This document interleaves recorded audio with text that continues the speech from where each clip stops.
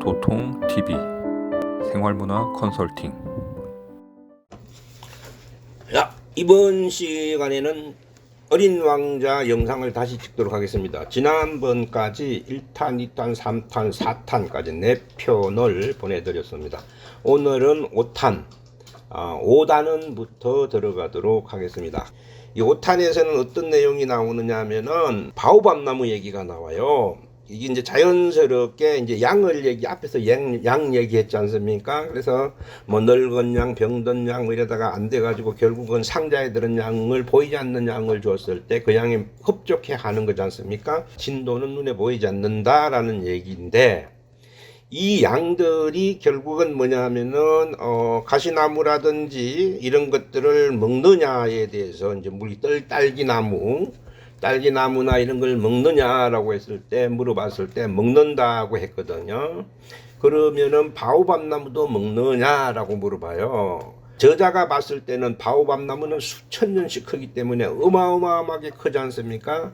그 바오밥나무를 먹기 위해서는 엄청난 양의 코끼리떼를 몰고 와야 된다라고 할 정도로 바오밥나무 쉽게 먹는 게 아니라고 얘기를 하니까, 이 어린 왕자인 외계인이 하는 소리가, 바오밥나무든 딸기나무든 처음에는 작은 씨앗으로부터 출발해서 이루어지기 때문에 어릴 때 양들이 씨앗을 먹을 수 있지 않겠냐라는 얘기를 합니다.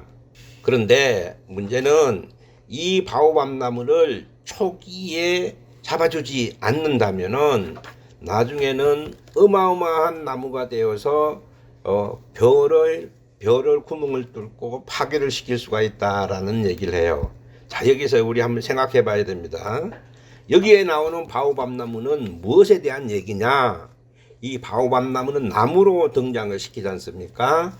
그리고 그 나무가 처음엔 작은 씨앗이었지만 커지면서 지구, 그 별의 영향을 다 파괴시킨다라는 얘기잖아요. 이게 바로 환경 문제였어요. 그러면은 1940년도에 벌써 환경 문제를 외계인으로부터 메시지를 받는 거예요. 지구촌의 미래의 자연 환경 문제, 지하자원이에요. 이 바오밥나무라는 것은 나무가 땅에 박혀서 땅의 영양소를 빨아먹는 건 지하자원이에요. 연료, 화석연료 같은 거, 석유라든지 석탄이라든지 이런 거. 여기에 대한 이것으로 인해서 지구 환경 파괴를 지금 여기서 얘기하고 있는 거거든요. 어린 왕자가. 그래서 딸기나 이런 것들을 먹는다. 그런 건 나쁜 것은 늘 먹어줘야 된다라는 겁니다. 그리고 바오밥나무도 먹어야 된다라는 거예요. 환경 문제나 이런 것도 조기에 빨리빨리 처리를 하지 않으면 처음에는 똑같은 씨앗이었기 때문에, 풀씨이기 때문에 못 느낀다라는 것은 뭐냐면은, 처음에 지구인들은 다 지구 인류의 문화성 편리를 위해서 자원을 쓰고, 지금 나무나 숯보다는 석유가 편리하고 이러니까 처음에 의도와 주장은 좋지만 그것이 세월이 흘러갔을 때에는 감당하기 어려운 지구 파괴로 이어진다라는 얘기를 하는 것이 바오밥나무 얘기입니다. 그러면서 과거의 어느 별의 이야기를 비유하면서 이 세 그루의 바오밥나무를 잘못 다루어 가지고 엄청난 별들의 환경 문제가 생겼다. 이 지구도 앞으로 그렇게 되니까 조심해라 라는데, 거기서 어느 별이라고만 칭했는데, 이게 어쩌면은 우리 지구의 과거 지구일 수도 있어요. 우리 지구가 45억 년이 되고 인류가 200만 년 살았으니까, 그러면서도 지구의 실제적인 문헌적인 역사나 흔적의 역사는 1만 년도 채 안 되거든요. 그러면은 200만 년 인류가 살면서 1만 년도 채 안 되면은 그 엄청난 여러 차례의 지구의 번성과 멸망이 여러 번 왔었다라는 거거든요. 과거 지구를 비유해서 앞 지구에서 이렇게 환경 파괴로 인해서 지구에 있었던 그것을 설명하는지도 모르겠어요. 그런데 여기에서 이제 코끼리떼를 그리고 바오밥나무를 그리는데, 그림을 최대한 바오밥나무를 크게 그려보려고 무진 애를 썼다라고 설명을 해요. 이 무슨 말이냐면은 환경의 중요성에 대해서 심각하게 심도 있게 고려해서 표현을 하려고 했는데 이 정도밖에 안 된다라는 거예요.